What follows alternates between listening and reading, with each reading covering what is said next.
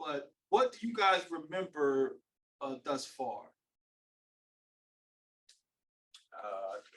From the first three parts of Christian Dogma. The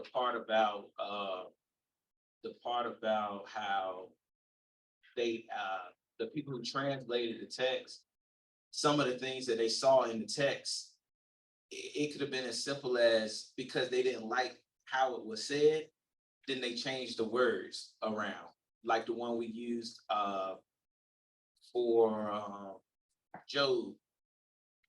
Remember that slide? I guess it's a slide up there where you were showing how it was saying like Yahweh appeared before Abraham, and then I think it was one about Job on that one. But like basically the premise was how the people who started to translate the text would just change it because they didn't like what was said originally. So that was the main point of it, and it was many different examples of that. Great job, Bob. Anybody else? Anything else? We had 3 parts so far. I remember, I don't know if it's part 3, but I remember kind of demolished the Christian saying that the word is infallible. You know what I'm saying? That is perfect, but we found so many mistakes. Like I remember the one about said something about Paul being in a certain place, and which one was that? Yeah. We got some Bereans. We got some Bereans in that college. That's to go to my point that this text, you know, it's not what they call it. It's definitely a lot of adulteration. That's what stands out in my mind. Where we have to, like you said, we have to do the scholarship and, you know what I'm saying, level up, go beyond this, unfortunately. Great job. Anybody remember anything else? So that's in a nutshell. Destroying Christian Dogma is contrasting these books called Bibles against the word of the Most High. We've been Bible thumped to death. I'm teaching you, the Bible says, the word of God says, Paul says, and you can't tell me who published your book. You can't tell me which one of the fragments they translated this book from. And if this Bible, like he said, the Westminster Confession of Faith, you want a collar, you want to preach here, you got to confess this confession of faith. The word of God is infallible, it's inerrant, and it's inspired. The 3 I's. Infallible means it's incapable of being wrong. Inspired means God told them to do this. So if God told them to do this and write this, it can't be wrong. And then inerrant means it has no errors. And like he said, when you compare the Masoretic against the Septuagint, I think we're up to like 60 errors that the Masoretic text has. Then you got things like in the new so-called New Testament, Paul is saying all things are lawful for me. So now the Christian will tell you, yeah, I just pray over this pork and it's lawful. Or you want to keep those days, it's cool, but I'm not under bondage. But then in the very next letter to the same people, Paul says, I knew a man, whether it be lawful or not, to call him a man. Wait a minute, Paul, you said all things were lawful for you. Now you're telling me it's not lawful to distinguish this, if this man was a man or not. These are things in the text that your doctrine is contradicting yourself. You ask a seminary pastor, well, how are you saved? Well, we're saved by grace and grace alone. You can't do no works. Okay, so can you fornicate? Of course, no. Well, can you steal? No. Yeah, I know it sounds silly, but what you're saying you can't do are laws in our Torah. So how are you saved by grace? These are the ABCs of Christian dogma, and we're highlighting that the word of the Father is solid. What we're telling you is you don't have the word of the Father in these books called Bible. So today we're going to just go through a couple slides. This is part 4, Destroying Christian Dogma. You guys get you a drink, get you a snack real quick. We'll play the intro when we get started.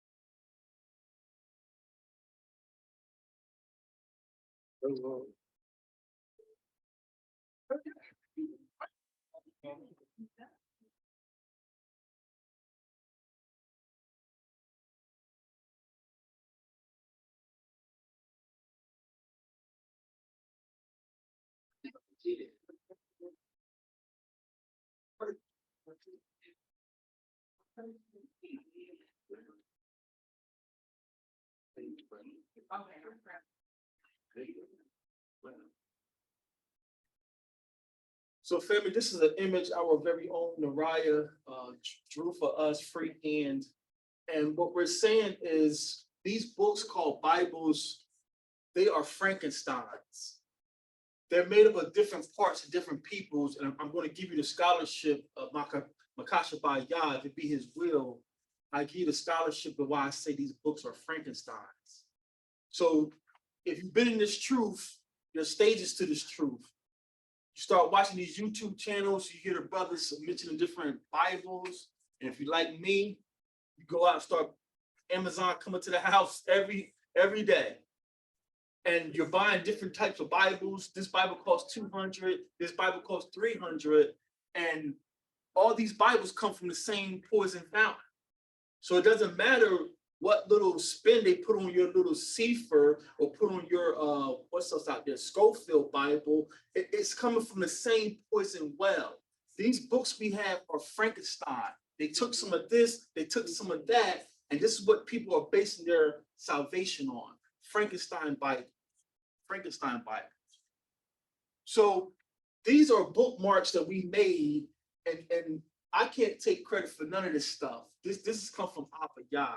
But these are tools to help you verify if I'm teaching something false. Because hey, listen, I don't know everything. I'm a slave like you all are slaves. So you guys got to verify what I'm saying. And it's not offensive that you find something I said is wrong. We are family, we're a nation. Just, hey, did you read this? Or I found this writing that says we got to wear white shirts on the first day of the week. Okay, let's take a look at this writing. And if this writing turns out to be true, we're going to do the best we can to wear white shirts on the first day of the week. Too many teachers being puffed up and you can't question me, or you just woke up last month and you just, none of that stuff, none of this. That's why people ask you when you meet people, how long you've been in the truth. Why does it matter? They're trying to gauge you, see if they know more. Well, I've been in for 5 years. Congratulations. Don't mean you got revelation. So these are tools to help you decipher anybody you're listening to. I don't care if his beard is out the door. I don't care if he speaks all dialects of Hebrew. These are tools to help. The plumb line, do you have 2 or 3 witnesses to support what you're saying? Did Moses, if Moses, Uncle Masha was here, would he support what you're saying? Then go to the so-called New Testament. Even our king says, search the scriptures, for they testify of me. And all of us here know he wasn't talking about those letters of the apostles because they wasn't circulating yet. So when he says search the scriptures, he's saying, go back to the prophets. They testified to me. So can we find your grace doctrine in the prophets? Certainly not. Certainly not. Can we find your faith alone? No. No, because when Paul says, I'm drawing a blank real quick. What's that famous one they say from Paul? Oh, the just shall live by faith. Anybody heard that yet? Sure. Paul, they go to Paul, right? Guess who Paul was quoting? Paul was quoting Habakkuk. Habakkuk said that. So you mean to tell me Habakkuk was living by faith and not the commandments? No, Paul wasn't telling you to replace the commandments with faith. He was saying the just shall live by faith. Amanah. Amanah for us is what's been established. What's been established for us from the beginning is to follow my order, follow my instructions. So we go to Acts, where the Acts is search the scripture. We go to Kappa, Peter. He says there's no private interpretation. All of us shouldn't read the same verse and like, well, no. We can eat pork on just the 4th day of the week. Well, no, we can eat on the 1st day of the week. None of this works like that.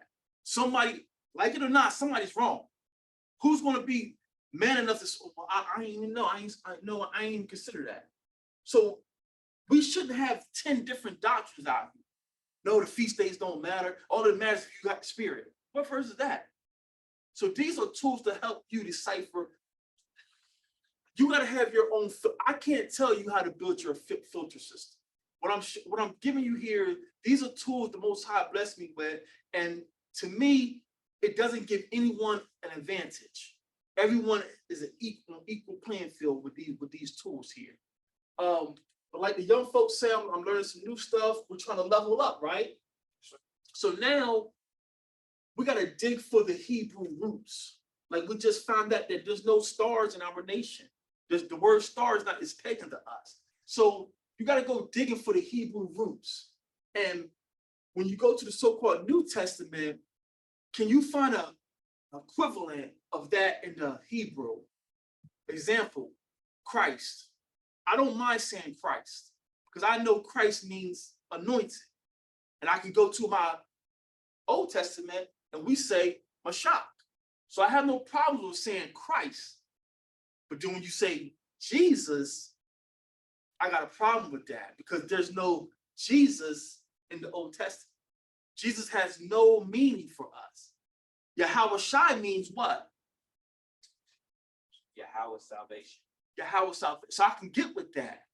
But Jesus has no meaning for us. So that's what I mean by, can you find a Hebrew equivalent to what the pagans are offering you?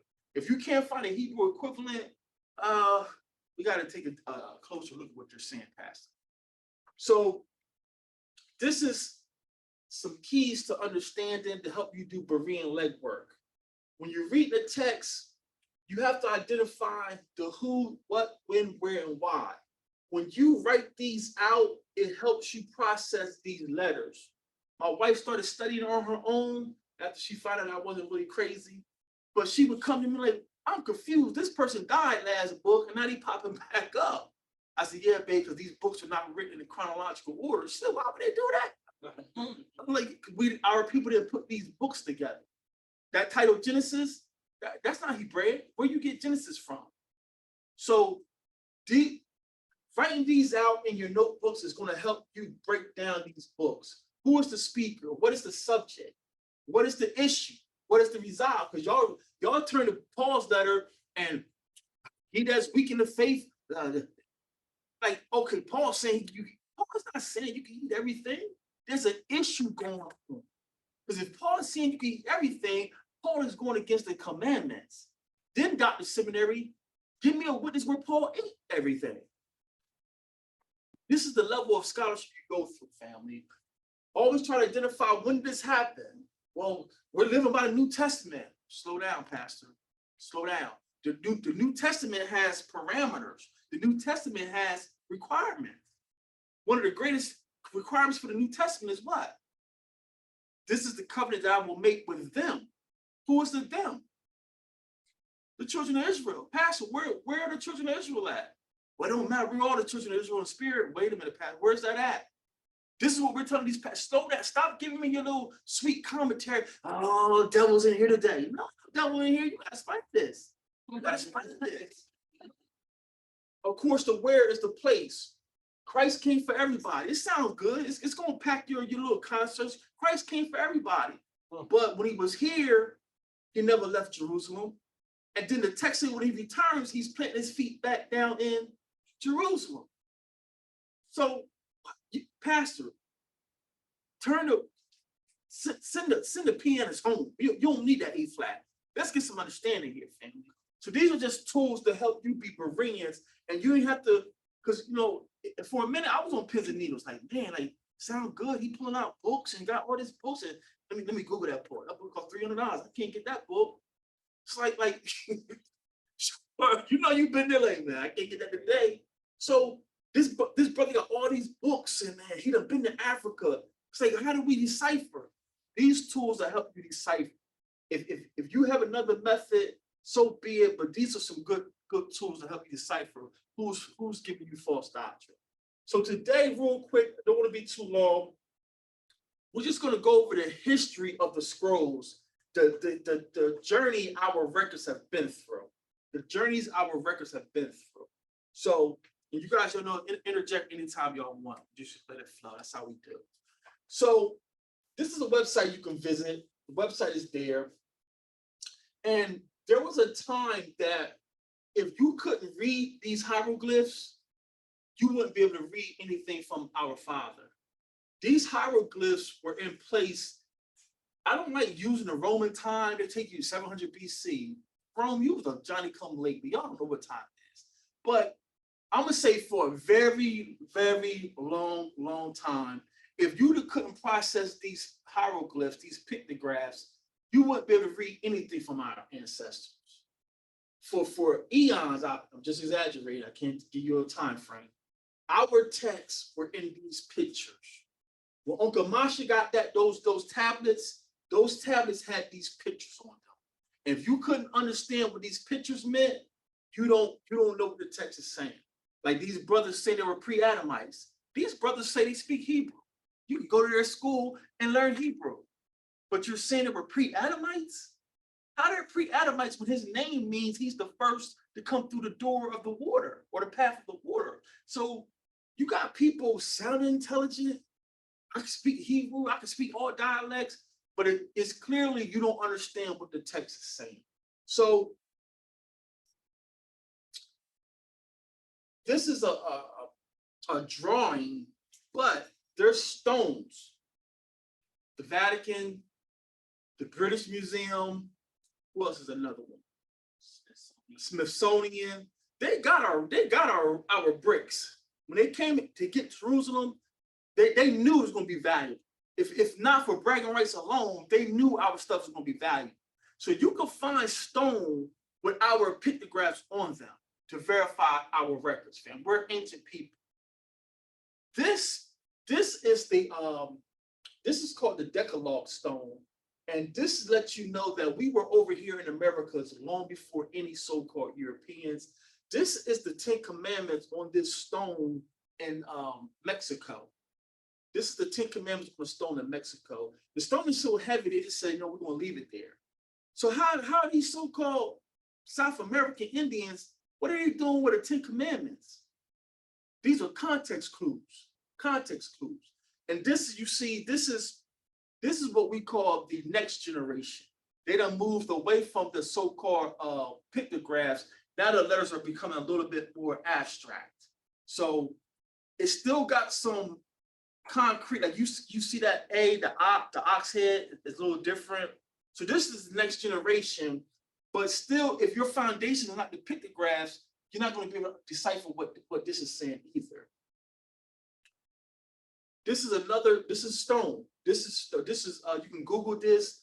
This is called the Gezer or Geyser stone, and this is one of the relics I use to prove this. There's only 12 months. This is one of the elders, I think his name was Abaya. He wrote out the planting season. And he says 2 months for harvesting, 2 months for this, and at the end, when you count all his lines up, there's only 12 months. But you can see the generation, you can see the glyphs he's using. He's using the next generation, right? So if we were in Uncle Masha's time, we would say something like, this is Genesis 1:1. This is Genesis 1:1, starting at the top, Barashat bara Yahweh ha'arataza wa hashemayim. In the beginning, Barashat, in the beginning, bara, created or increased, Yahweh ha'arataza is the earth, wa hashemayim, the heavens. In the beginning, Yah created the heavens and the earth. So if you didn't come up with the hieroglyphs, those next generations are going to be useless. You're gonna be like a baby just making sounds. Like our grandson, he's saying bye-bye, he's waving, but he doesn't know he's communicating. He's just imitating what his mom and dad is. That's what a lot of these Hebrew mighty Judas and them doing. You just, all praises, you're getting off drugs, you're getting out of, don't teach your doctrine like it's the be all the end all. If you can't process this, you can't understand what our Father was saying.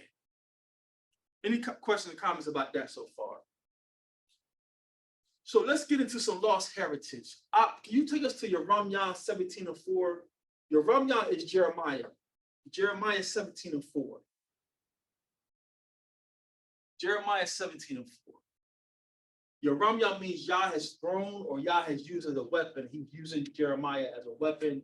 Jeremiah was bringing judgment to the elders, telling them that Babylon is going to destroy y'all. Yeremiah. Jeremiah 17:4. Shema.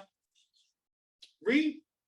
And thou, even thyself, shalt discontinue from thine heritage that I gave thee, and I will cause thee to serve thine enemies in the land which thou knowest not.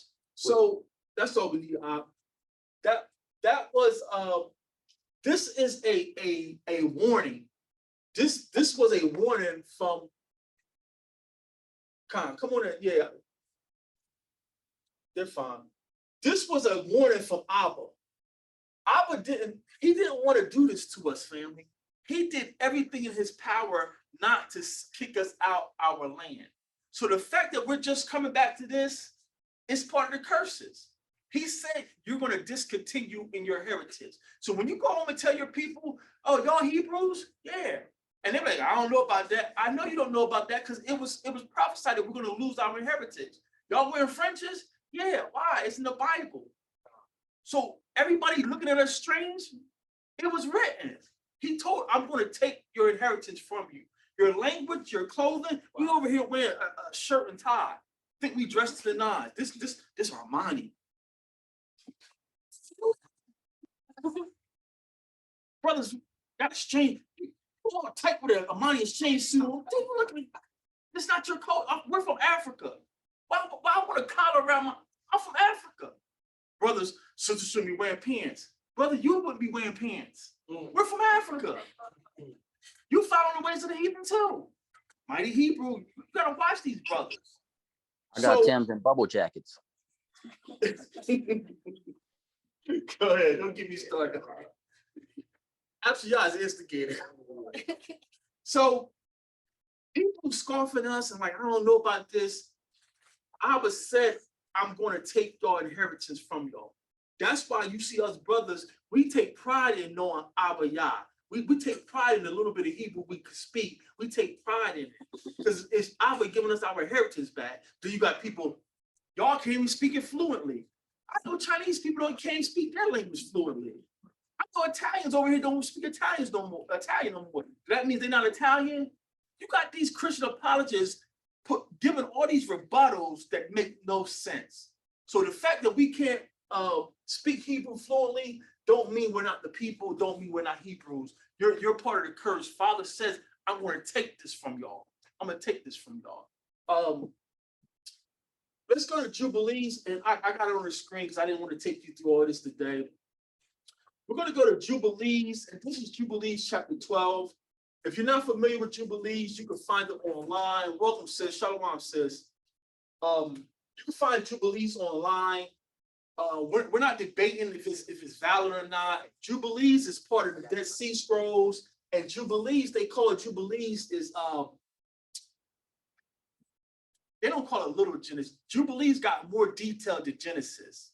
So if you read Jubilees, you're going to find out a lot more history than Genesis, all right? But we're going to read Jubilees chapter 12. And what verse is that? 24, is it? When he Yeah, I think this is it's on the screen. 24. This is Jubilees chapter 12, start at verse 24. To show you that we are special people, we had heritage to be proud of.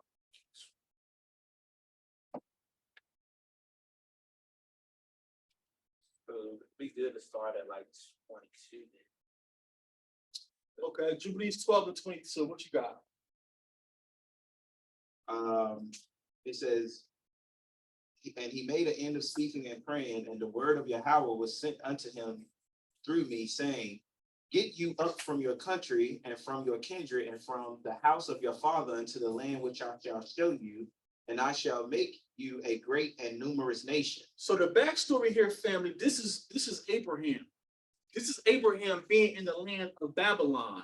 Now, Abraham is not a Babylonian, he's not a Canaanite. Abraham's father, Terah, was Nimrod's #1 soldier. So Terah raised Abraham and Abraham's brothers up in Babylon. Abraham had a heart for Abba, and Abraham started staying up, worshiping the moon. And then when the moon went down and the sun came up, Abraham was like, well, the moon can't be the most high. So Abraham said, I'm going to worship the sun. So Abraham stayed up worshiping the sun. Then when the sun went down, Abraham was like, well, that can't be the most high. So the Most High saw Abraham seeking him, and now the Most High has sent the angels, go talk to Abraham. He's the only one around here seeking me. That's why we make a big deal about Abraham. Yes, I'm Abraham's son, and your ancestors had the same opportunity mine had. So don't scoff me because I'm bringing out that I'm Abraham. Your ancestors had the same opportunity, and y'all scoffed at his ways. So Abraham's been seeking Abba, and Abba says, go talk to my son. This is what's going on here. Read. Verse 23, and I shall bless you, and I shall make your name great, and you will be blessed in the earth, and in you will all the families of the earth be blessed. So this is when you got to understand Hebrew, because the Christians want to tell you, see, we're all blessed through Abraham by faith. That's not what the text is saying. Our word for in is ba. So the earth, the world is going to be blessed by Abraham, meaning by you, not in you or like you. You're going to enrich the world by you and your sons.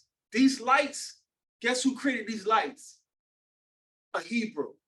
The internet, these phones, guess who created the internet? It was a West African, a Hebrew. This is the Most High's promise. The whole earth is going to be enriched by your sons. Don't mean they're equal to you and your sons, but because you and your sons are going to fall and miss it, when they get scattered, your sons are going to be telling master, well, master, I don't know, master. Well, maybe we should tie the horse behind the wagon or in front of the wagon. And master's like, oh, that's a good idea. So every convenience came through us. Somebody on Facebook, y'all just want to invent everything. That's what the evidence shows. Present your witnesses. All the inventions of the world have been coming by dark people. But I do give y'all credit, y'all did invent the patent office. But this is the world being enriched by Abraham. So this is not faith like Abraham make you Abraham's sons. That's not this doctrine. Let's read on. And that's what I like about Jubilees. It clarifies as you continue to read through who he's talking about, and you get a little bit of it here. Mm-hmm. And it says, so it says, and in you or by you will all the families of the earth be blessed, and I shall bless them that bless you and curse them that curse you. Verse 24, and I shall be an Elohim to you and your son, and to your son's son, and to all your seed. Fear not from now and unto all the generations of the earth. I am your Elohim. He didn't mention anything about people believing like you. He didn't say anybody who have faith in me like you will be my sons. He says your seed and your seed seed. Actually, you had your hand up. I seen it come up there. Yeah. With that verse that Shamaria just read, and people get confused also because you don't just read that in Jubilees, but in Genesis, bless thee that bless you. What nation has ever blessed Israel? That there you can't find it nowhere anywhere. Well, how did so even if that would have happened, because that's still an if. When you read that scripture, it's still an if. If you do this, you can get a blessing. You're not gonna be like us, but we're gonna be spread out everywhere anyway. So therefore, you still gonna get a blessing by means of what you just said are inventions, and those inventions it's like endless. It's so ridiculous. People don't even realize like we did all this. It's countless. But again, when did any other nation actually bless us? I know we've seen like indicator of how those came because they heard of Solomon's glory and they gave him stuff, but he already had everything, so you didn't give him nothing. You was paying maybe you was paying your respects for your tribute because he had his foot on your neck, and David already subdued you, but you never blessed us as a nation. You didn't give us anything. So therefore, how can you get anything but life, because you're submitting, because you realize, okay, we are the top nation.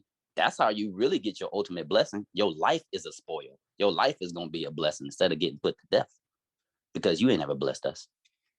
Yeah, that's a powerful point. I've never even caught that. That's a powerful point.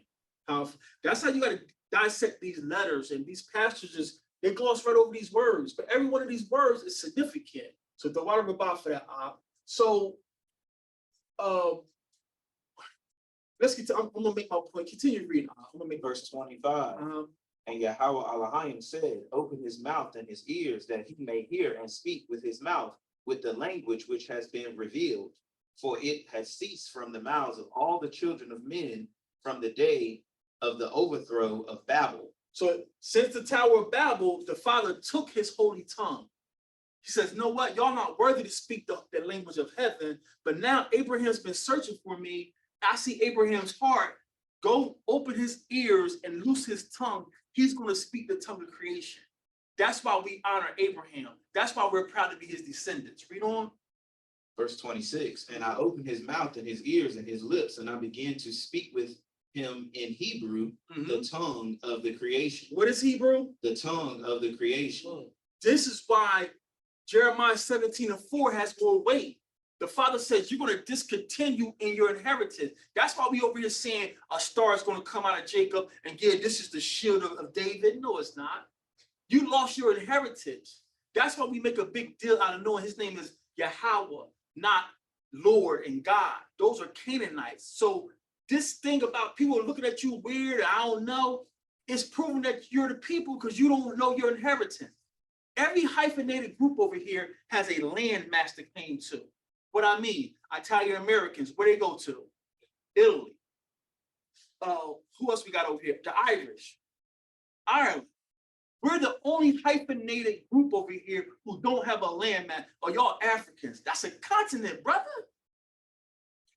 It's proof we're the people of the book, family. What I want to point out, though, read that again about the Hebrew tongue. And I opened his mouth and his ears and his lips, and I began to speak with him in Hebrew, in the tongue of the creation. The angel just restored to our father Abraham the tongue of creation. The Canaanites' tongue is similar, but it's not exact. So that's why you hear people say, well, yeah, Hebrew and Phoenician is not exact. It's close, but it's not exact. But this copy of Jubilees is being translated. It's probably small on the screen, but this translation of Hebrew is being translated by a doctor. His name is R.H. Charles. He's a Catholic priest, right? And it says scanned and edited by Joshua Williams of Northwest Nazarene College. I'm willing to bet you that Joshua Williams is a doctor, a doctorate.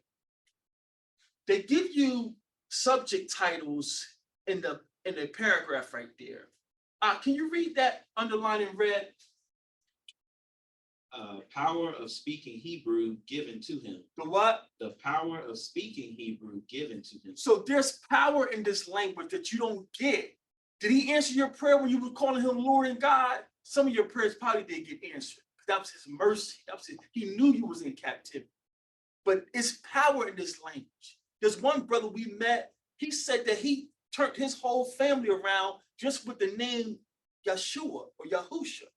So there's power in this language that's not in any other language. That's what the scholars are talking. I'm a dirtbag. A scholar put there the power of speaking Hebrew. The power of speaking Hebrew. Let's finish this up, Bob.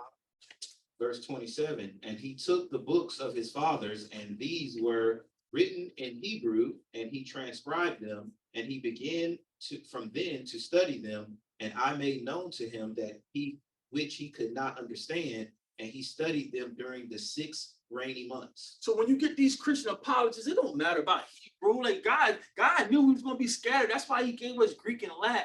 Stop. Because if the language didn't matter, why did he spend time and give it back to Abraham? Because clearly Abraham was praying in a tongue that wasn't Hebrew, and the Father heard him because he sent the angel. So if the language wasn't important, why did he give it back to Abraham? So the point I'm making here, family, if you don't understand these hieroglyphs, your doctrine may be a ringer, may be a leaner, it's not going to be a ringer. So your grace and your love doctrine, it sounds good, but grace and love is not in this book. Any questions or comments about this slide?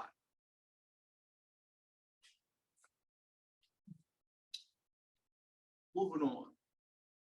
The history of the scrolls, lost heritage. Salaka.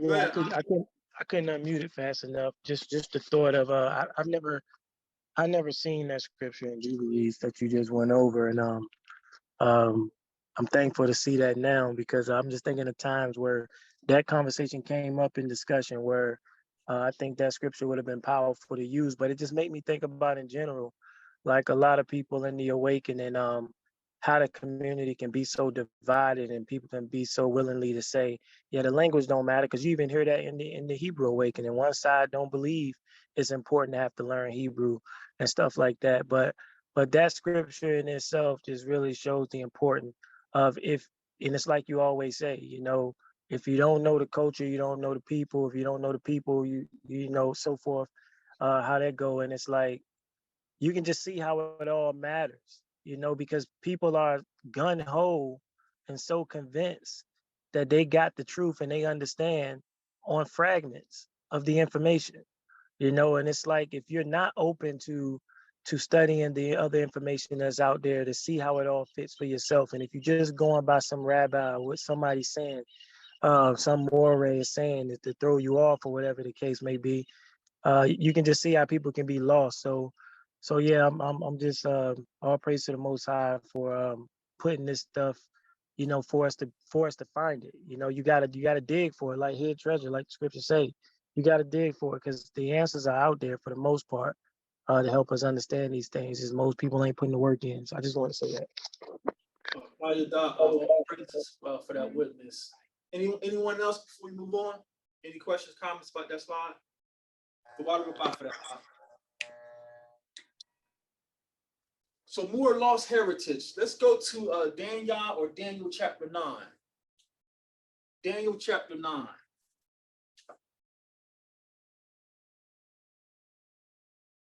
Daniel chapter 9, we're going to start at verse 1. Lost heritage.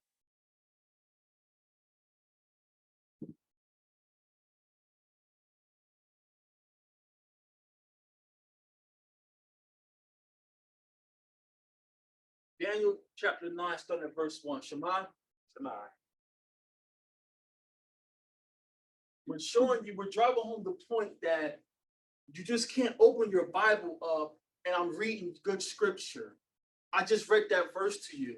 Brother, do you know the original language? Do you know who edited that verse? You have to take all these things into consideration.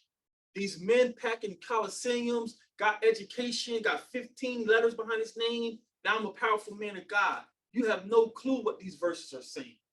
Daniel chapter 9, verse 1, read. In the first year of Darius, the son of Ahasuerus, of the seed of the Medes, which was made king over the realm of the Chaldeans. In the first year of his reign, I, Daniel, understood by the books of the numbers of the years, whereof the word of Yahweh came to Jeremiah the prophet, that he would accomplish 70 years in the desolations of Jerusalem. How many years, Ab? 70 years. This is our uncle Daniel. Daniel means Yah has judged, or I'm judging for Yah. Daniel, a righteous man, living the law, statutes, commandments the best he could, still had to go to captivity. He's paying for someone else's sins, isn't he? That's going back to that Q&A session. How can someone pay for another man's sins? Daniel is paying for crimes he didn't commit because he was righteous. That's just throwing that out there. But here's Daniel, a captive in Babylon, and he's reading Jeremiah, and he's saying, well, wait a minute, Father, according to what you told Jeremiah, we're only supposed to be here for 70 years. And according to my count, Abba, it's kind of close. So are you coming to get us? The point I'm making, family, while we were in Babylon for 70 years, anybody 70 years old here, in here? Anybody 70? Close to it? Elderly. So we got elder here. We got elder, then I see a baby back there. 70 years is a long span. 70 years is a long span. While we were in Babylon for 70 years, who kept our scrolls? Who kept our scrolls? And a lot of them got burned when Nebuchadnezzar came in to take them to captivity too. So, But now I'm giving you good scripture. The word of God says, Paul says, you don't know what you're reading. We were in Babylon 70 years. Who took control of our records? This is the level we got to go through, family. Lost heritage. Let's go to Azariah. Azariah, we learned it as Ezekiel. Ezekiel's real name is Azariah. Yah has helped. Okay, so my first time here, but I'm gonna back up a little bit and ask you when you talk about the language, because even as I came into this thing, there were certain things I thought just the Most High was going to do without us even have to put in that labor work in. Like you go to Zephaniah 3:9, there's a verse we talk about to restore that language. So from what I'm hearing, what you're saying is basically it's going to come from us putting that work to learn it, not necessarily the Most High just restoring it to us. Go ahead. I don't want to cut you. That's pretty much, that's with a question mark. That's what I'm kind of asking. Like, I'm backing up because I wanted to ask it. I should ask. Great question. Give Ak a hand clap for that question. If I guarantee you, someone else had that question, and that's what there's no big I's and little U's in here. We all are students of the Most High. And something I think I can't even take credit for, I think Gerald brought this out, or Shemariah. But when we look at the history of our people, the Most High always used a man to do his work, like these prophets. Or just like we just read Abraham. He sent one of his angels or messengers to restore Abraham. So us in here, we're going to be messengers or Malachim to go get auntie, to go get uncle.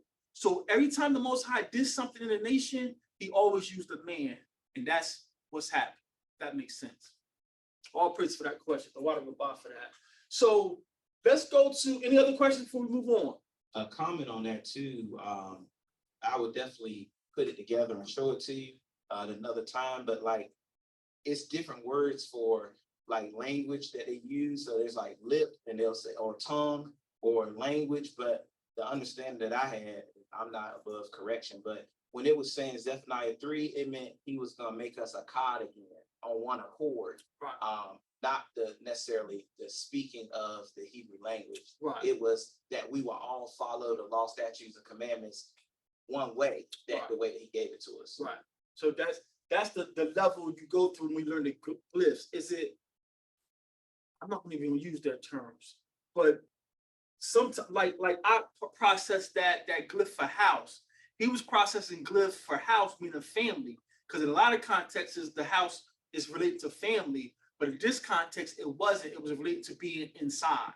So that's the level. Once you learn the glyphs, you could tell by the context of the sentence how it's being used, and it just comes with practice. That's all. Come with practice. So the Lord will buy for that. Let's go to Ezekiel or Zariah. Yah has helped chapter 7. So the point we just brought out for everyone just tuning in, we were in Babylon for 70 years. That's a lot of children being born in Babylon, and that's no elders or we don't know if we had righteous elders, because everyone they never fully captured the whole nation. So when we went to Babylon, there were remnants back home, but were those righteous men? Did they have the original scrolls? So for 70 years, we're in Babylon. Who kept these scrolls for us? Let's go to Ezekiel chapter 7. We're going to pick it up at verse 6. Ezekiel chapter 7, verse 6. Yah has helped, or Yah is my help. Ezekiel 7, verse 6. Shema. Read. And end is come. The end is come. It watches. I'm sorry. This is. I'm sorry, Salakia. I'm in it. I do it all the time to you. Ezra. Salakia for that. Ezra chapter 7, family. Ezra chapter 7. Ezra name means Yah has helped. Yah is my help.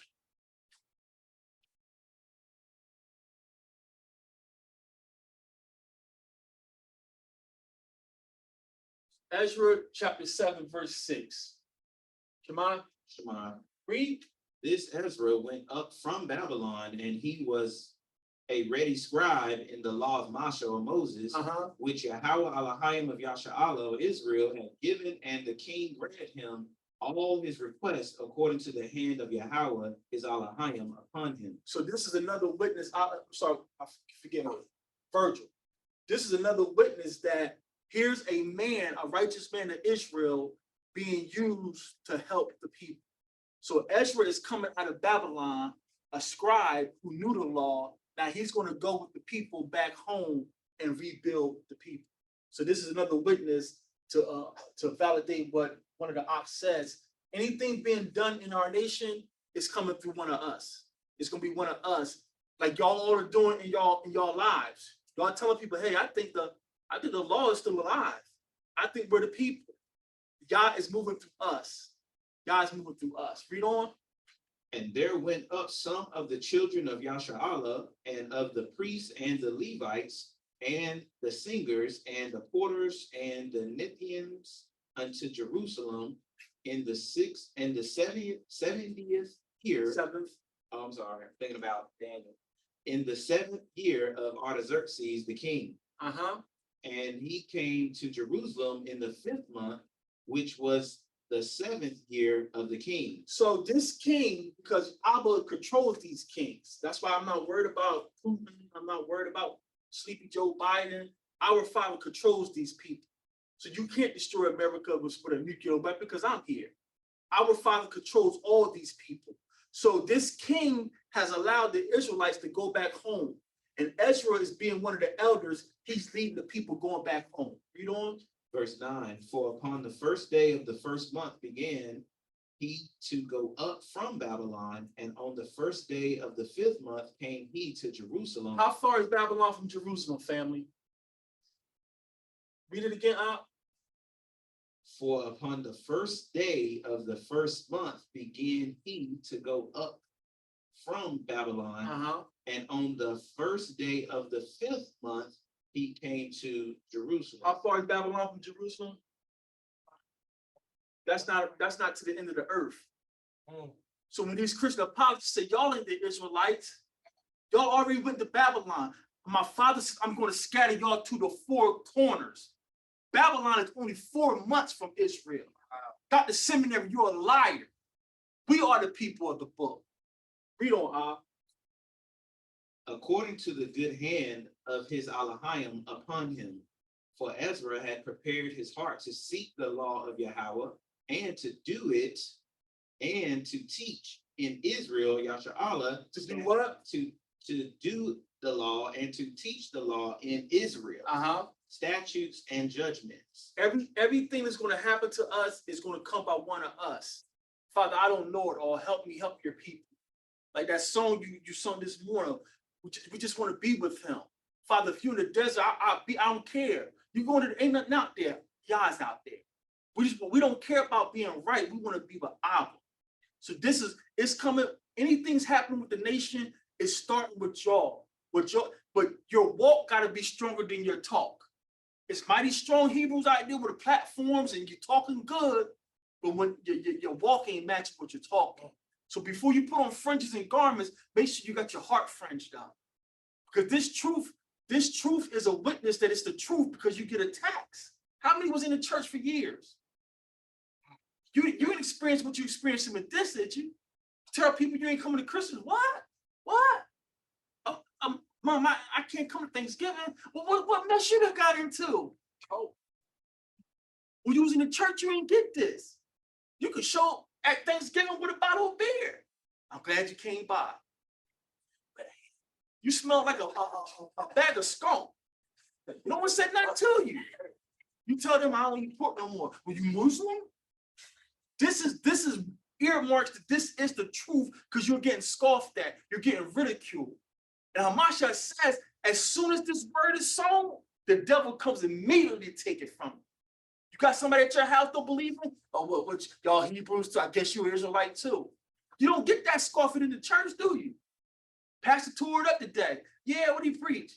I don't know. It's good. This is earmarks. This is the way, family. This is the way. So, like Virgil was asking, Yah always uses men to help his people. There's no visible, he got it, name it, claim it, and oh, spirits in here. No. Righteous men and women who standing up for truth, God's talking to us. That's what's happening, family. So we just showed you that we were in Babylon 70 years, and righteous Daniel was there. So who had these scrolls for 70 years?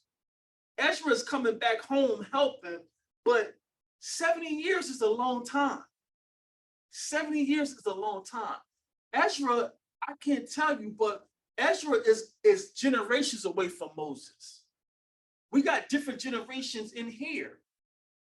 Elder, what did y'all call like a raggedy car back in your day?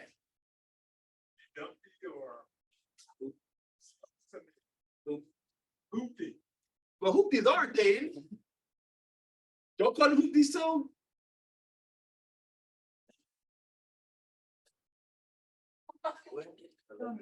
Well, Humpty Dumpty, I know, I heard Humpty Dumpty from the elders. So in my day, we called it a hoopty or a bucket. You got a bucket. So if Ezra is X amount of years from Moses, and Ezra is going back home reteaching the law, can you confirm to me that Ezra didn't change a word that Moses got? Did you learn that in seminary, Dr. Seminary? This is the level of scholarship that you got to go through, because Abba says, Deuteronomy 4:2, thou shalt not add or take away. So Ezra is a righteous man, but there's been years. Did Ezra use some words that you picked up in Babylon? Because when we go to Isaiah 9:7, y'all know Isaiah 9:7, the promise of the child, and a son will be born. You will call his name what? Emmanuel? No one ever called him Emmanuel. Where do you get that from? When you go down the rabbit hole, Iman or Aman is a Persian god. So those writers use the word for a Persian god to refer to that this child is going to be known as Yah is with us. That's what the prophet was saying. This child is going to be proof that Yah is with us, but these translators says Emmanuel. I'm gonna get out your way. So we took off through that to show you witnesses. Just can't open up this Bible and I'm reading to you this, that, and the third, and this word says right here. You gotta do detective work. You gotta be a Berean. And now I'm gonna try to give you some application of what I'm talking about. Let's go to Bamadabar chapter 32, Numbers chapter 32. This came up in the Q&A session, and this was one of the things. It's like, Father, help me, please get me out of here. Numbers 32, verse 12.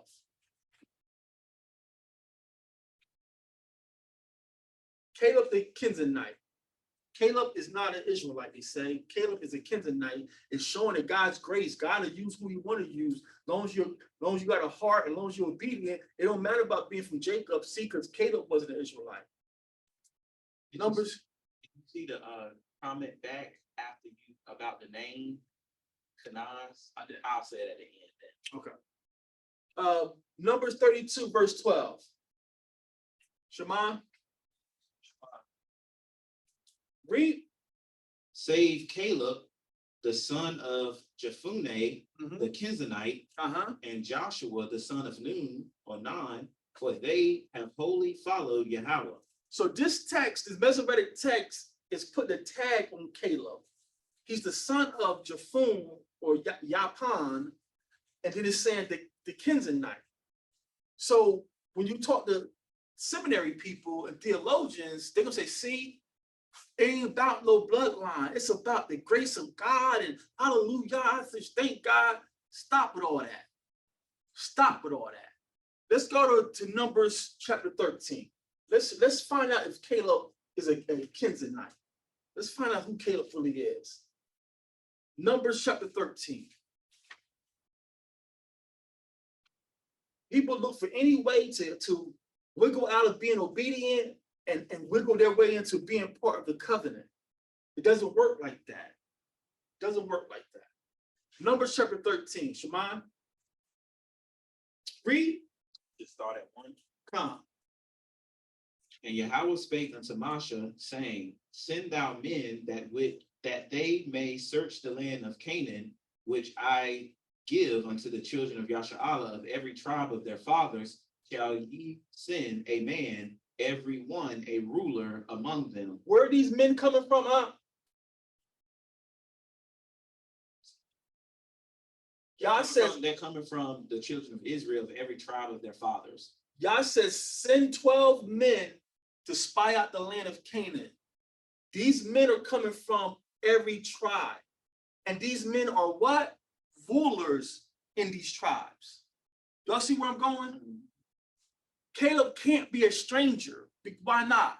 Because it would just break the law that the Most High just told Moses. You see, when you learn the seminary doctrine, you make Abba seem like a schizophrenic. We're gonna bring it out. So let's run down who these elders are who's going to spy out the land of Canaan. We continue verse 3. And Moses or Moshe, by the commandment of Yahweh, sent them from the wilderness of Paran. All those men were heads of the children of Israel. He's saying it again. Every word is not to be wasted. He's letting you know that's why it's so valuable to learn Torah. When you learn Torah for yourself, people can't lie to you no more. You don't have to trust in a man. I know the law.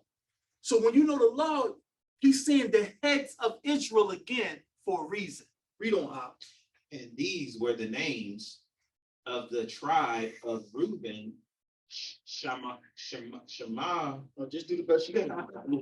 Shammua, the son of Zakur, of the tribe of Simeon, Shaphat, the son of Hori, of the tribe of Judah, or Yahweh, Caleb, the son of Jephunneh. Who's the ruler of the tribe of Judah? Caleb. Caleb is the ruler because God said twice, send rulers from each tribe. And then he says the heads. If that wasn't enough, send the heads. And the head for Judah at this time is who? So where you get that Caleb is a Kenzanite? When you find things like this in the text, family, you got to do a deeper study. You just can't start giving me this Christian thought. See, they're right here. Caleb was one of the leaders in Israel. Stop. Because now you calling my father schizophrenic.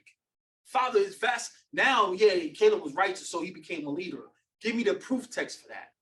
Don't say it because it sounds good. It's going to win souls right now. Get you a bunch of claps and amen. Them days are over. We're done with that. Show your witnesses. So Caleb is the ruler of the tribe of Judah. Let's go to Yahweh Shai or Joshua chapter 15. Let's go to Joshua chapter 15.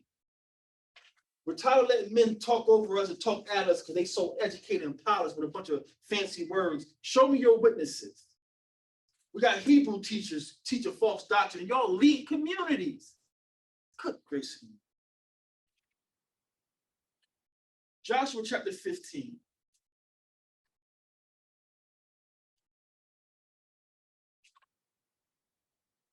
We're trying to flesh out who Caleb really is. Is he an Israelite or he's a stranger that was blessed to get some authority in the nation?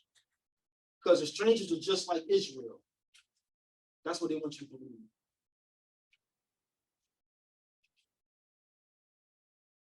We don't oppress the strangers. Every stranger, whether you green, blue, black, like me, Casper White, we don't care what you look like. You're welcome here to feast and dine with us. But you being a stranger don't make you equal to the sons. But we are as obedient children of Israel. He told us don't oppress the stranger because y'all were strangers in Israel.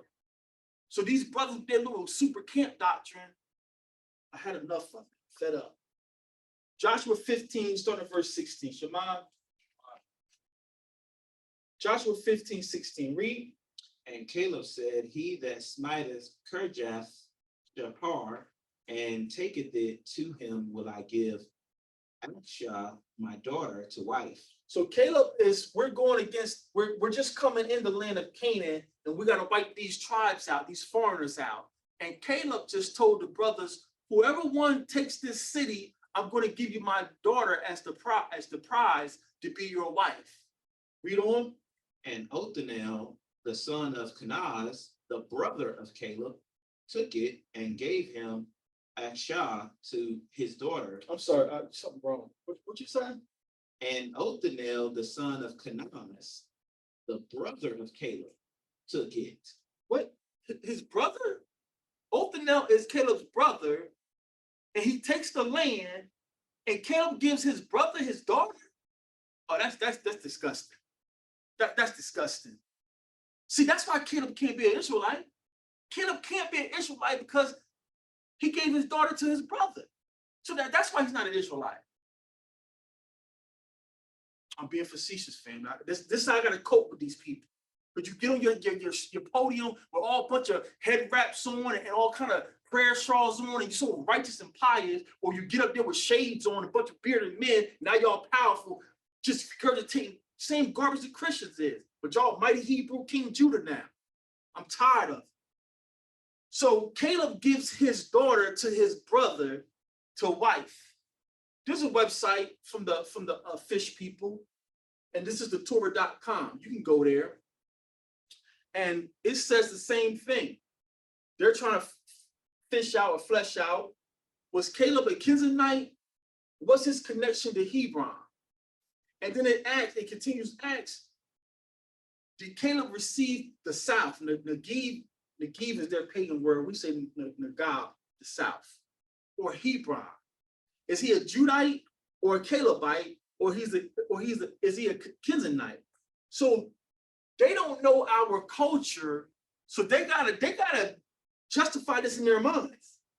Caleb can't be an Israelite if he's going to give his daughter to Othniel. He can't be an Israelite, and it sounds good to them.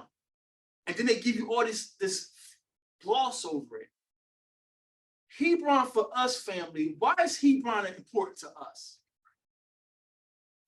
Hebron is a sacred land for us because that's where Abraham is buried with our grandmothers. So Joshua would not give Hebron to Caleb if he was a stranger. Does that make sense? It's in the law. Is it Habarana or is it Habana? For Hebron? Right. I'm not sure if it's Kabron or these pagans butchered our text up. It could be Kabron. Okay. With the tent wall. But it's basically like the house that was established from the Most High. Like, that's like that language. It makes you see it in 3D. I know. We would have to flesh it out to get the true characters, right, to verify what you're saying. But here's the fish people giving us, they're throwing doubt on Caleb's origin. And the text say he gave his daughter to his brother. So yeah, that's why Caleb is a stranger. He's not a real Israelite. He just became like an Israelite because he was obedient and he went with Joshua to spy out the land. So God just made him like one of us. That's how people hit you inside their assemblies with a bunch of rhetoric. You don't have no text for me to read. Let's flesh this out, family. Let's flesh this out. Let's go to Wayakara, and he called chapter 18. Let's go to Leviticus chapter 18. Leviticus chapter 18. Let's get the law. This is why you have to take time to learn the law so people can't lie to you no more.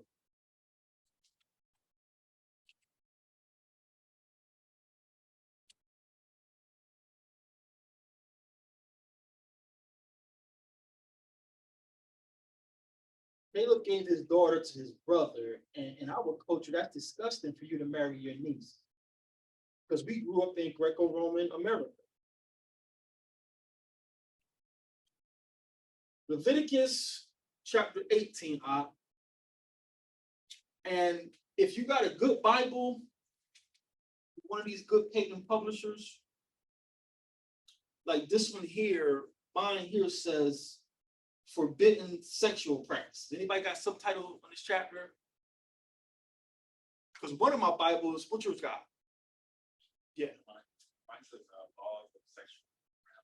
laws of sexual immorality, morality. My wife's Bible says laws for incest. So these subtitles sort of help out sometimes. We're going to read Leviticus 18, and we're going to try to flesh out what's going on with Caleb and his daughter and his brother. Let's pick it up at verse 6. None of you shall approach to any that is near of kin to him to uncover their nakedness, I am Yahweh. So don't get involved with sexual relationship with anybody who's close to you. But now we can't define Abba's ways by our own terms, because you grew up as a slave in Greco-Roman America. So we don't have to put guesswork in. Father's about to explain what he means. Let's read on. The nakedness of thy father or the nakedness of thy mother shalt thou not uncover. Anybody confused about that? That's black and white, right? You don't sleep with your parents, right? Read on. Verse 8. The nakedness of thy father's wife shalt thou not uncover. It is thy father's nakedness. That's black and white. Verse 9. The nakedness of thy sister, the daughter of thy father, or the daughter of thy mother, whether she be born at home or born abroad, even their nakedness thou shalt not uncover. That's black and white. We don't sleep with our brothers and sisters, right? That's black and white, right? Read on. The nakedness of thy son's daughter, or thy daughter's daughter, even their nakedness thou shalt not uncover. So who would that be for you? Who would that be for you? Your son's daughter? Huh? Your grandchild. The point I'm bringing home, family, for my great Kemetic Egyptologists out there, we stole everything from Kemet. My father got to spell out, don't sleep with your grandchildren. Who have you been around for your father to have to tell you that? If you Egyptians are so mighty and y'all created all this great technology, why do my father got to tell me don't sleep with your grandchildren? If you Egyptians are so righteous and pious. Y'all understand what I'm saying?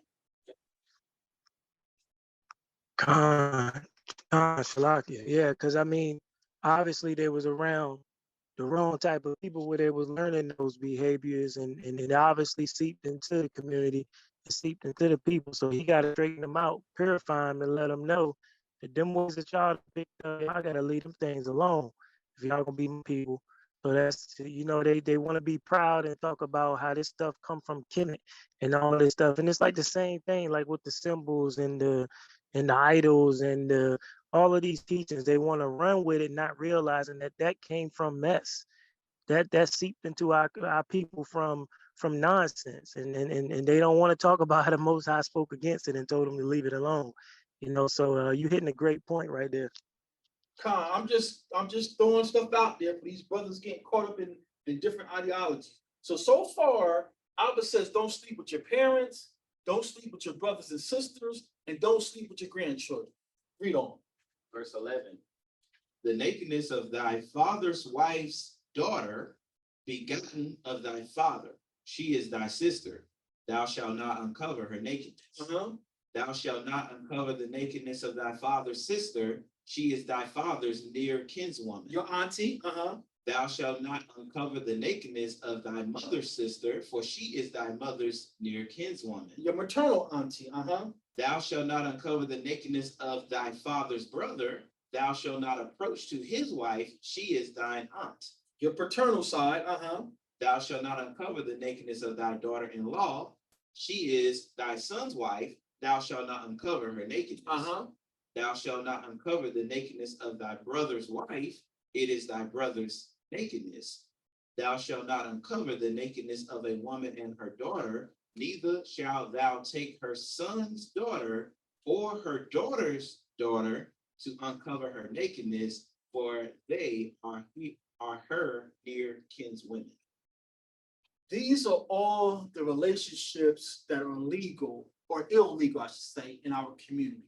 Don't sleep with your parents, your brothers and sisters. Don't sleep with your daddy's side of the family. Don't sleep with your mama's side of the family. Don't take your son's daughters or your son's wives. This is all spelled out.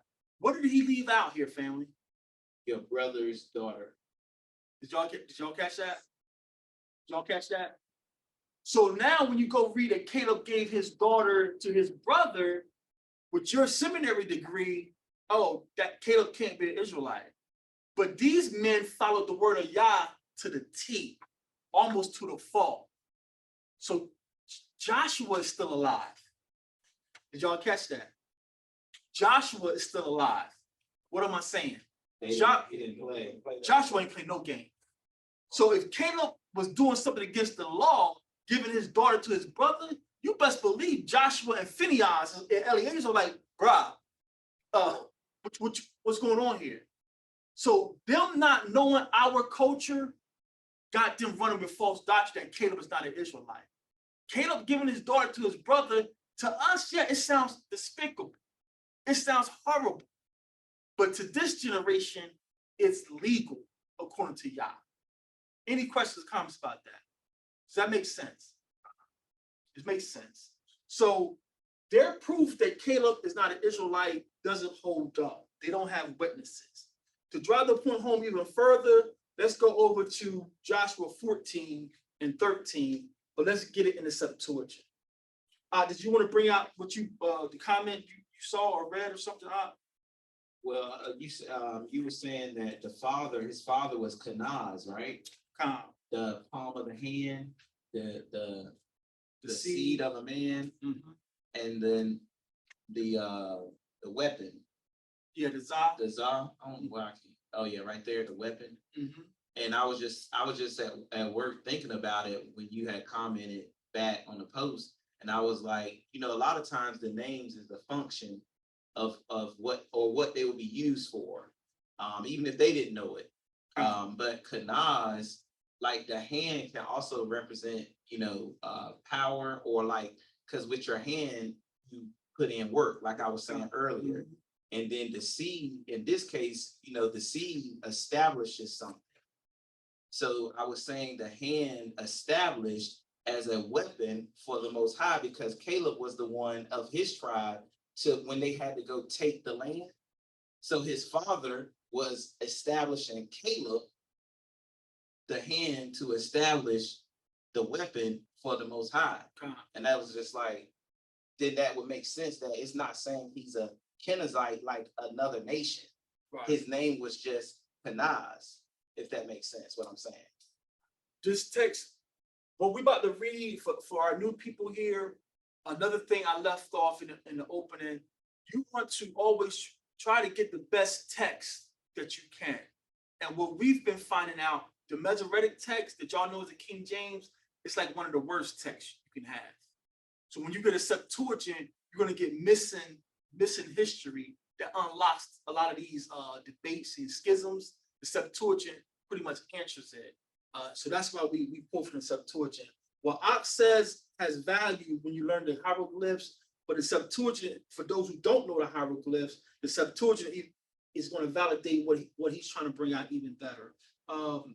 Let's get Joshua 14 in the Septuagint, and just want to get context here. Let's start at verse 6, just for context. You can find a Septuagint online. You can find some cheap ones on Amazon. There's modern Septuagints out there. What's the one you got? Lexham. Lexham is out there. I have an older one that I prefer. It's a little bit more accurate. It's Britain. I got it. Britain. You got it with you? I use it right here online. That's why. Book bag. Do I have it? Book bag. So, Sister Corinne, did you ever get one, sis? You have one? This is the copy that we use. This is a little bit more newer copy. Actually, the newer, it goes off sometimes too. Now, neither one of these texts is the be all to end all. They're all. I see you says even the Septuagint goes off because they don't know the hieroglyphs. So I'm not saying that's the be all to end all. It's just better than the Masoretic text. Sis, the Sefer, when you do the research, the Sefer comes from the same codex. You know what I mean by that? Codex is just an old-fashioned word for book. So when you do the comparison, there's certain verses you can pull, and you're going to find out that the Sefer is written from the same codex as the Masoretic text. Your litmus test, if you can remember, write this down, go to Genesis 49. When you go to Genesis 49, I think verse 10, it's going to be talking about Judah, and you're going to find out that that text is garbled when you compare it to the Septuagint. Sis?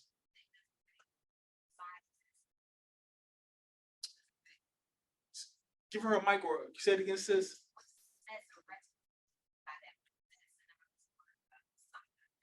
Oh, no, ma'am. No, ma'am. Great question. I'm glad you asked. Masoretic comes from an old Hebrew word, Masorah.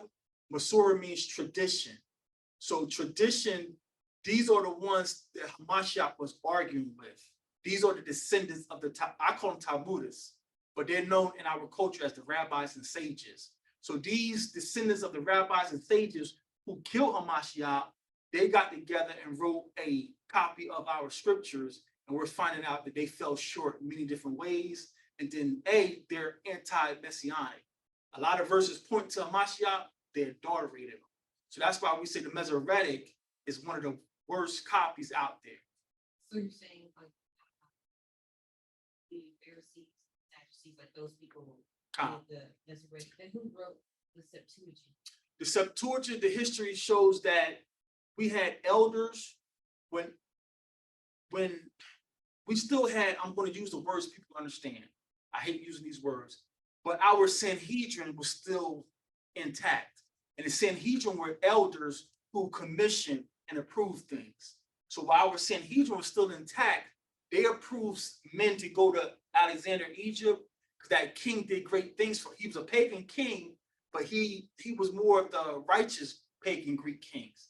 And he told our elders, listen, I'm going to release some of y'all Hebrew slaves if you send me elders to translate y'all Torah scrolls into Greek, because he's building a library. So our elder, his name was Eleazar. You can read about him in the book of Maccabees. Eleazar was a righteous high priest. He was a Levite, descendant of Levi, Aaron.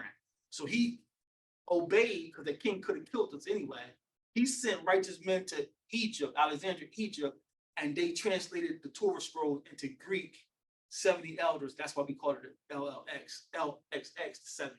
So when you do the comparison, we had righteous elders who understood Greek and Hebrew translate the Septuagint. Now they tell you that they admit that they didn't get it exactly right because the Greek can't match us, but they did the best they could with the Greek words that they had available. And then when you do a textual comparison of the so-called New Testament, when Hamashiach and the apostles are quoting the Old Testament, their quotes line up closer to the Septuagint than they do the Masoretic text.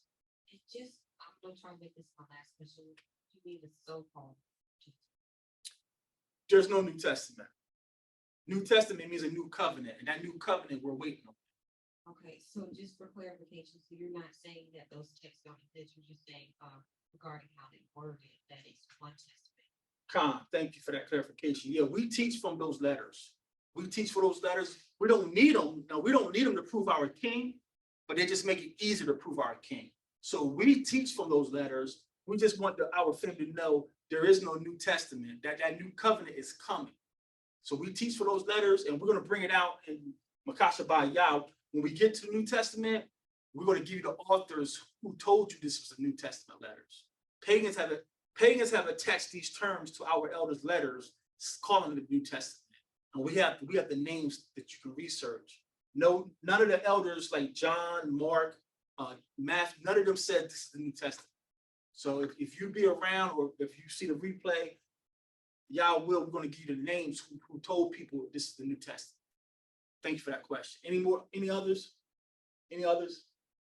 Great questions. Could I help them out with one example that we went through so that she can get an example of what you're trying to say? Because we say all the time, it's kind of hard when you just if this your first time hearing this, and it's been years. So an example of this, so basically what he was saying was, like, if you take KJV and the Sefer, it's the same book, but the person who wrote the Sefer just changed and put some Ashkenazi Hebrew names in there. And then they added some of the books that was lost. So that's point one. Then point two, if everybody can turn to Jeremiah 31, this was actually a question that Brother Zamaria had for me, and it's real short. I just want you to see the point of what we're talking about. Jeremiah 31. So he had me look at a video, and basically the synopsis of this video was that names, titles, and things of that nature don't matter. And he made a point that the Most High called himself, Father, forgive me, by all. And you're going to see why he said that. And he had a text, quote unquote, to prove it. So it's Jeremiah 31, verse 32. And this is from the KJV or the conventional Bible. So Jeremiah 31:32 in the KJV says, not according to the covenant that I made with their fathers in the day that I took them by the hand to bring them out of the land of Egypt, which my covenant they broke or break, although I was a husband unto them, saith Yahweh. If you have a concordance on your phone or a blue letter Bible on your phone, or you just go to Blue Letter Bible on Google, the word that it used there for husband was H1166. And I just thought about those numbers right there. But the word for husband is Baal. Baal, we know, is Satan or a false god, right? So it's saying that the Most High used this word, and then they give us a definition that you pointed out to me. We got the pagans giving us definitions, telling us what the words mean. So then the first thing he did, I thought about the plumb line, like he said, the word for husband is Ashah. So I looked at the law first mentioned, like when he first says husband, what word was that? Just to check, because we can have different words as well. But I never seen husband as Baal. So then after I thought, why would the Most High, when he says for us not to use false gods or lower gods names out of our mouth, why would he call himself that? So then I said, well, let me check the Britain, the Septuagint, and verse 32, Jeremiah in the Septuagint says, not according to the covenant which I made with their fathers in the day when I took hold of their hand to bring them out of the land of Egypt, for they abode not in my covenant, I disregarded them. Doesn't say I was a husband unto them. So this is, and I know it's kind of deep and kind of, but this is why Marabi up here going so hard, because you got a brother on Instagram making a whole video and doctrine about a text that's not even in the Bible, so-called Bible. Remind me, make sure I got that part too. That's crazy. So the Most High never said because I was a husband unto them. He said, and I disregarded them. And that made me think about what you brought out last week when they read certain things and they didn't like the way that it sounded. They would change it to make it sound better. This is another example of that. So because as pride and being an Israelite, you don't want to say that the Most High disregarded us. So you said I was a husband unto them, but now you done mixed with the Canaanites. So you're saying Baal. I was Baal unto them. That's abominable. And it's so close to how people can get mixed up. That's why it's got us saying Jesus. So that's an example of what he's trying to bring out about the different texts. Remind me to check that, sis. I'm saying. So that was a powerful witness.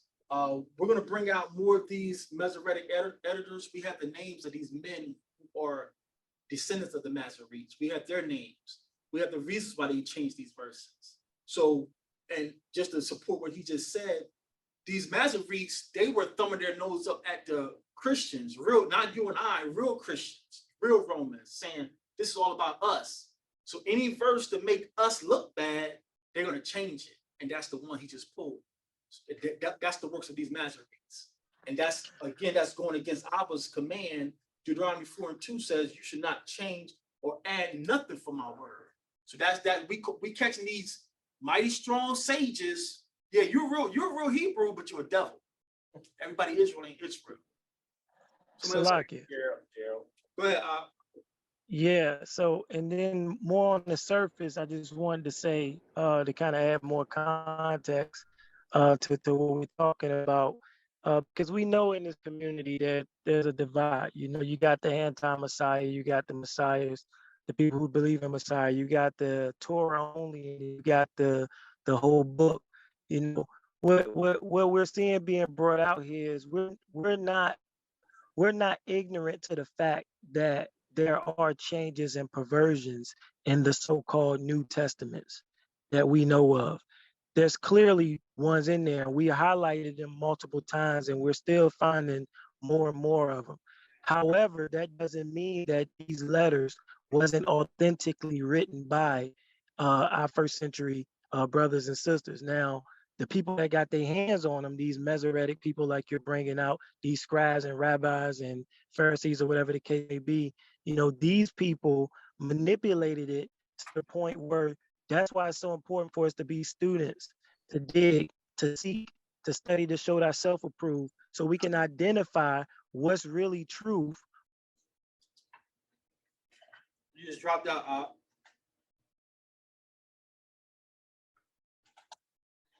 You just dropped out again. Keep moving east, Yeah. So what's the last thing y'all heard? Truth. What's the last thing you heard? You heard me? Yeah. You said, yeah, you had to keep picking out. Yeah, so I can't remember the last thing y'all heard. I don't know the last thing y'all heard when it went out. But the point is, I'm saying, like, so with the anti-Messiah people, the Old Testament only people, what they do is prematurely, presumptuously throw it all out. They throw it all out because they don't put the footwork in to actually do the research to see what historical context clues and what prophecies show you that there is some authenticity to what's there. We're not doubting that there hasn't been perversions and changes. But what we're saying is you can't just throw it all out, because of course you're going to be anti-Messiah if you throw all out Matthew through Revelations, because you don't see the prophecies fulfilled. So you think somebody is still to come, you know? So that's the problem. You got to keep from being black and white. You got to keep from being extreme. You know, there is gray area. There is footwork to be done, if you understand what I mean. I just wanted to add that. No, can't out the water Bob. We're gassing up the pace, so we're coming to get you out. Gas the pace. So great questions, and don't lose your questions, sis. I don't want you to lose your train of thought. So the tag they're putting on Caleb of Kenaz is not that he's from another nation. It's not that he's from another nation, and you get the truth when you get the Septuagint. So let's read Joshua 14 and start at verse 6 and run it down to 13. This is from the Septuagint. This is going to point out who Caleb really is. Joshua 14, starting at verse 6.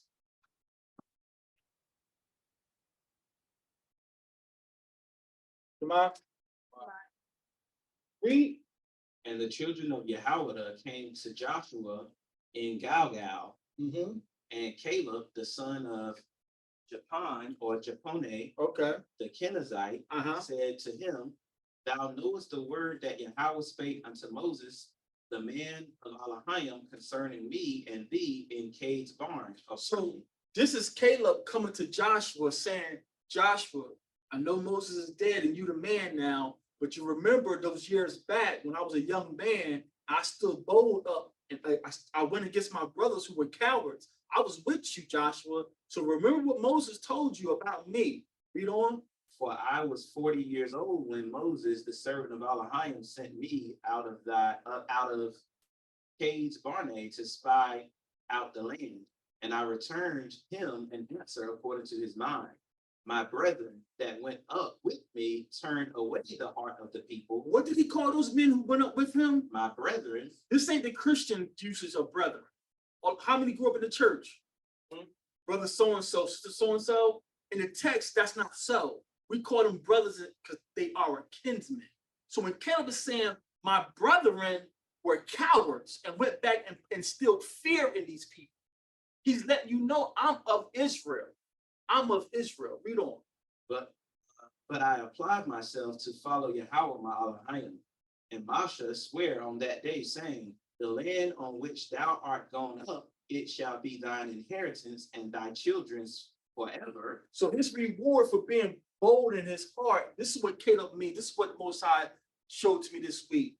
And I need witnesses, but I'm just going to take some liberty here, but y'all fact check this. His name is Caleb. And when I first started learning Hebrew, I learned that Caleb means dog. So I'm like, but when I read about Caleb, I'm like, but dog, why would his parents call him dog? Then I'm trying to, with my Greco-Roman mind, well, a dog is faithful. You know, that's my dog. But now when you see Caleb, it's a compound word. About separated to lead the people to the house. My heart. I'm all heart.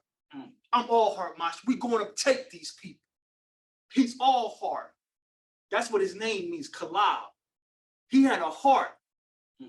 Yeah, I see they 7 foot tall, 6 feet tall. Masha, we got this. And Masha's reward for him is giving him this land.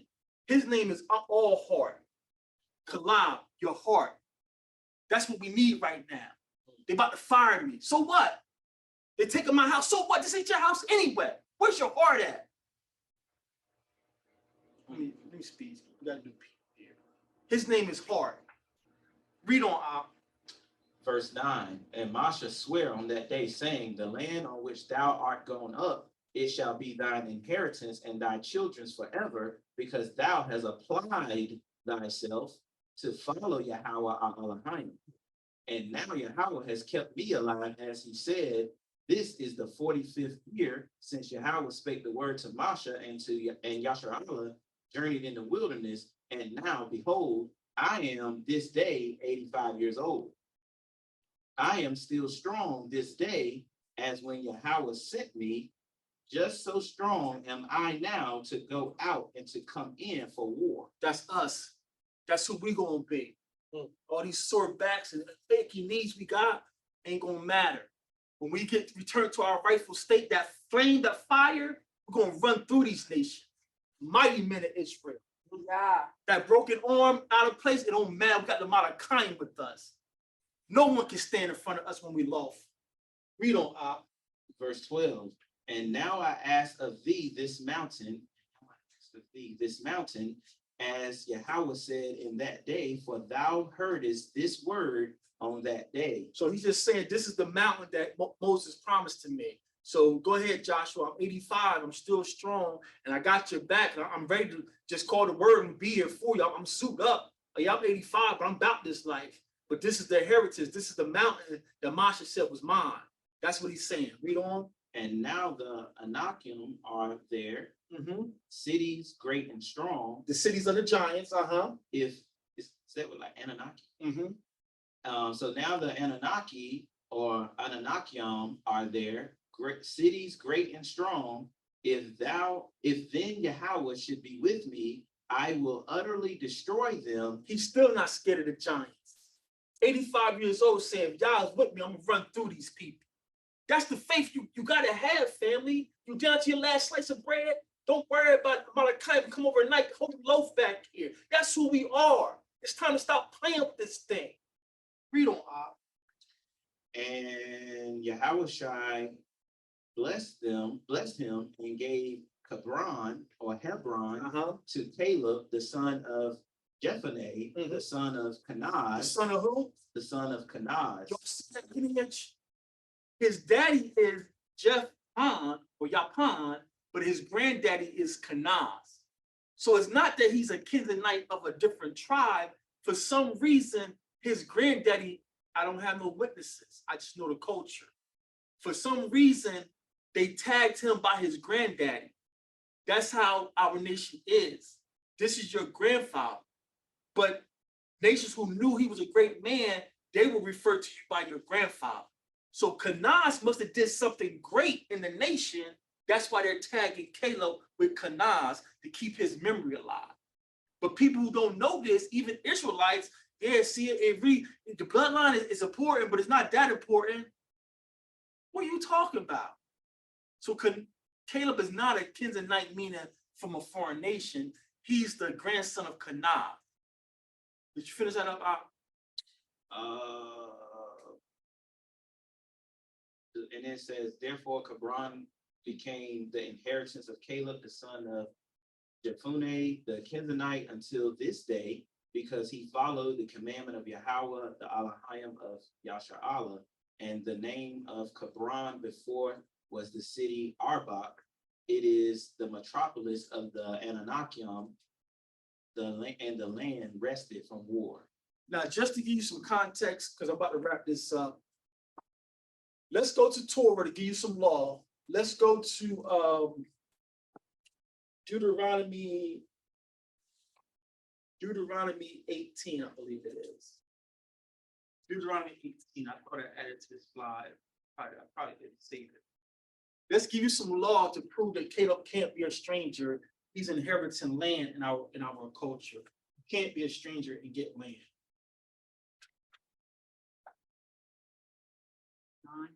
Deuteronomy 18 or is 19, where you should not set a stranger over you.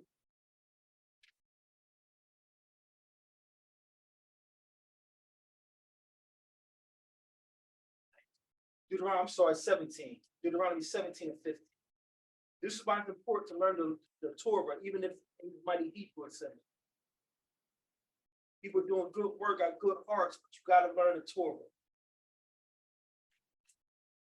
Deuteronomy 17 and 15. Read. When thou art come unto the land which Yahweh the Elohim giveth thee, and shall possess it, and shall dwell therein, and shall say, I will set a king over me, like as all the nations that are about me or round about me. Thou shalt in any wise shall set him king over thee, whom Yahweh the Elohim shall choose. So our kings don't come from voting. Our kings don't come from a booth. Our leaders come and even my shirt, my wife got mad at me. I'm picking on her. She bought me this shirt back for vacation. I'm like, yeah, I'm gonna rock that. And then I put a post on Facebook like calling us kings and queens is disrespectful. It's a demotion because we are Elohim. We are rulers with Yah. So queens, she always sharp, iron sharper iron. I said, no, queen, I'm a king in the sense of the Hebrew. We're malaks. Malak is the flow of the authority to you. So we're malak or malakayim because our authority comes on high. We're not a kings and queens like the pagans because the word for female is malaka. So our flow, comes from flow of our authority comes from on high. Yah, Yahweh Shai to us. So we're kings and queens in the Hebrew sense, not in the Greco-Roman sense. Does that make sense? So our rulers come from Yah. Read on. And one from among thy brethren shalt thou set king over thee. Thou mayest not set a stranger over thee. Say what? Thou mayest not set a stranger over thee. Obama wasn't your brother. Obama was appointed by the Most High. So if Caleb is a stranger, Moses and Joshua made him a ruler over Israelites. Moses and Joshua was going to break the law. That's why you got to be Bereans, family. Just because someone got a mic, you got assembly, got transitions and all this stuff, it don't matter. It's time to be Bereans. Put on your boots and dig in this work, family. Put in this work. So Caleb is not a Kizanite, meaning a stranger. His grandfather is Kenaz. Now I got Philo down here because when I get on a bone, I can't let it go. I get like kind of compulsive. Philo is one of our ancestors. Philo says Kenaz was one of the first judges. Before the book of Judges is written, it says Kenaz was one of the first judges. And it sort of makes sense that his grandfather being an elder was judging us in the wilderness. That's Philo, if you've got Philo. So any questions or comments about Caleb? One comment, just to go with you real quick, in the Ecclesiasticus, chapter 46, it just confirmed. That's Sirach? Sirach, yeah, chapter 46, verse 7, 8, 9, and 10, or 7, 8, 9, and 10. Real quick, it says, in the time of Moses, also he did a work of mercy, he and Caleb, the son of Jephunneh, in that they withstood the congregation and withheld the people from sin and appeased the wicked murmuring. And of 600,000 people on foot, they too were preserved to bring them into the heritage, even unto the land that floweth with milk and honey. Verse 9, Yahweh gave strength also unto Caleb, which remained with him into his old age, so that he entered upon the high places of the land, and his seed obtained it for an heritage. Verse 10, that all the children of Yasha'Allah might see that it is good to follow Yahweh. That is what? That it is good to follow Yahweh. Come on now. So that's why we read from these texts, we verify everything. We filter everything through Hebraic lens. But that Sirach just confirmed what you read in the Masoretic, because Caleb was like, hey, I'm still good to go, Joshua, but it's time for you to give me what Masha promised. I'm 85, but listen, you blow that horn, I'm here.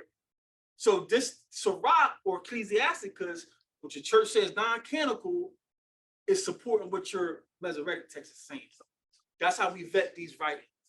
The water about for that witness. So we back home, y'all. So let's get an example why you got to vet these books and why this class, Destroying Christian Dogma, is needed. Let's take you to the so-called air quotes New Testament. Let's go to Matthew 16. And this is a review for most of us, but it's still good. Matthew 16. Matthew 16, starting at verse 24. We about ready to, I know y'all Hebrews ready to hear your stomachs.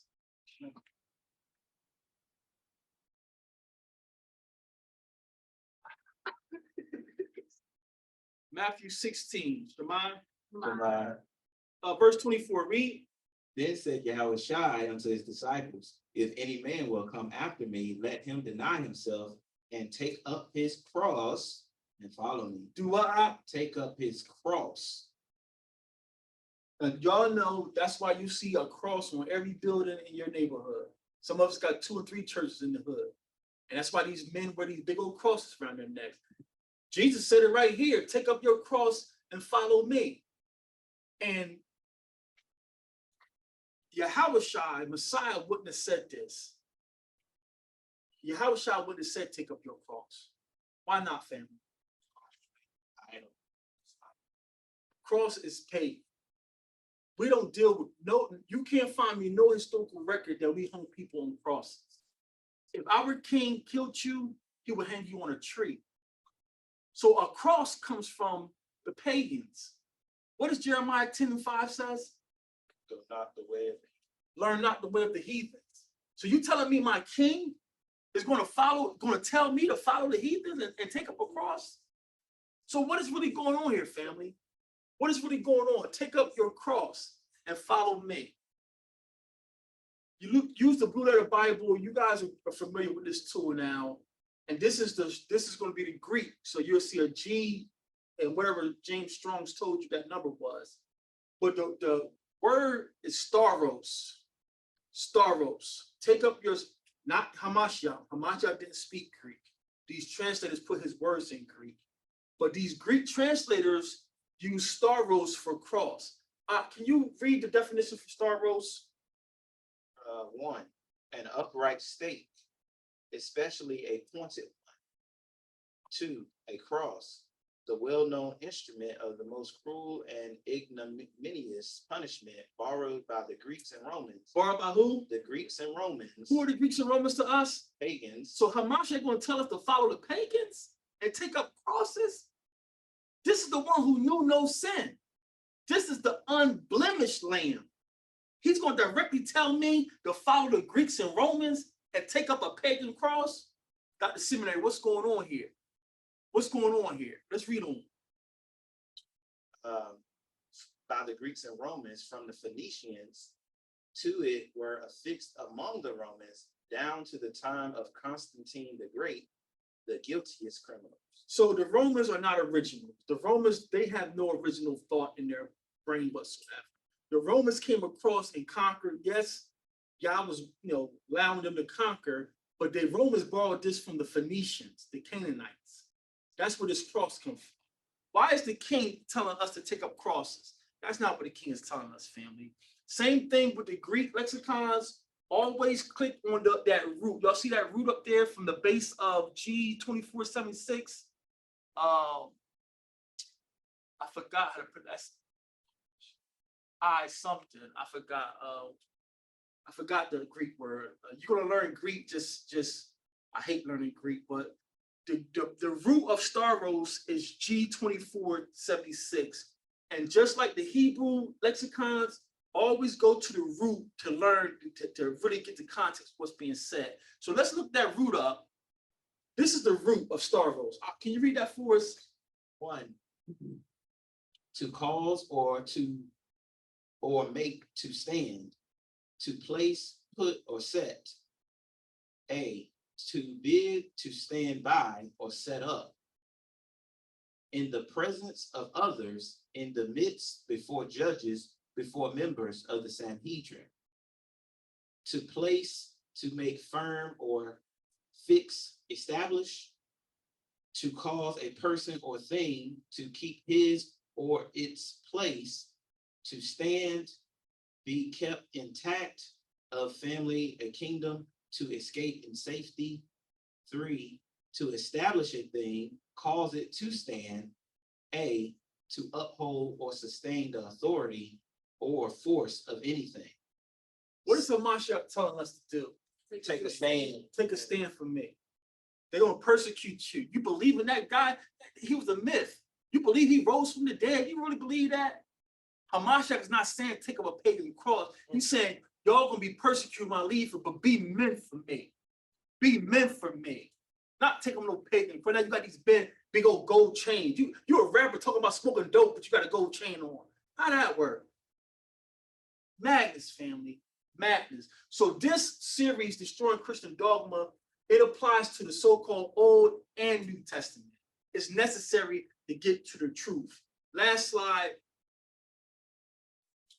The fact is that the church was in existence for several centuries before the Bible was given to the world. The church made the Bible. The Bible did not make the church. That's from a Catholic priest, Martin J. Scott. The book is Things Catholics Are Asked About from 1927. That's why Hebrews and Christians are giving you sound good doctrine, but it's not Hamashiach's doctrine. These books called Bibles were given to us by pagan men. If you want to be walking with Yah, you have to come back to his son and get divine revelation and build your witnesses. Stop letting men talk over you and talk at you for hours that it sounds logical. Where's your witnesses at? With that, I yield, open up the floor for questions, comments, and concerns.